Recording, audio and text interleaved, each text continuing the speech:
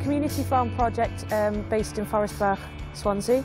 We're on the edge of a deprived area, so we serve that area. The overall mission is to teach people about the environment, get people involved in skills training, gardening, and get people involved in their local community. So yeah, community participation, environmental awareness, and personal growth and participation.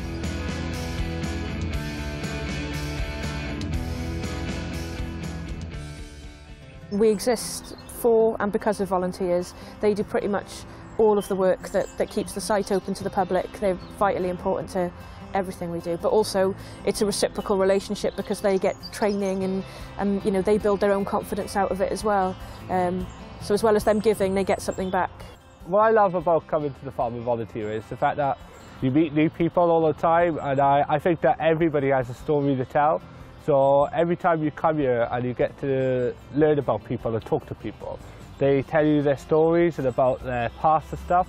Because I love meeting new people, and I think the farm gives you everybody a sense of belonging. You feel like a family when you're at the farm. If you've got a problem, you can talk to anyone, and people will be there to support you, and you just feel like a family. It's like that family sort of sense. They welcome everyone, and you don't need any skills, so you don't have to be kind of anxious about can I really do it or not, and they just let you get on with it. So I think that's the best thing about it, and the variety of people, of course. I was stuck in a bit of a rut when I started volunteering here. It built up my confidence. I learnt loads of different skills. I wasn't in this sort of line of work whatsoever previously, and it doesn't feel like a job a lot of the time. It's like one big family, really. My friend brought me here and said it'd be a good project for me to keep myself active. I got into a bit of trouble in my past, so I thought I'd come and start fresh. Our cafe opened just over a year ago, on April 6th last year. We wrote a lottery bid the year before that to get it up and running. So the lottery initially helped to build it because our volunteers got £60,000 through Jubilee People's Millions, and then through that they employed a builder called Bob, and they worked with him for 6 months, transforming the space into the cafe that you see before you. Then the big lottery came in again and helped create the Community Roots project, which is based on adult volunteering and training opportunities. That's allowed us to take on a community chef.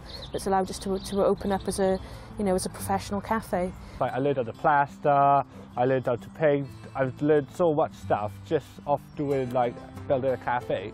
And then when we opened the cafe to the public, I got put on helping, so I've built my customer skills, speaking to people. We've got an amazing allotment. It's now pretty much led by volunteers. They grow veg, they grow fruit.